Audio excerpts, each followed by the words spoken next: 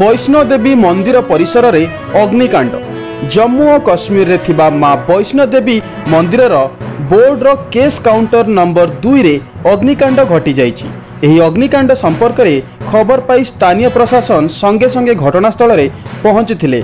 तेबे एही अग्निकांड रे वर्तमान सुधा मात्र 2 जन लोक सामान्य आहत होइथिबा जणा पड़िछि। अग्निकांड लागिबा मात्र ही समस्त लोकंको घर भितरु खाली करि दिया जाइथिला। तेबे वर्तमान पर्यंत अग्निकांडर संपूर्ण कारण जणा पड़ी नथिला बेले प्राथमिक अध्ययनरू एही अग्निकांड शॉर्ट सर्किट जगु होइथिबा अनुध्यान करा जाउछि।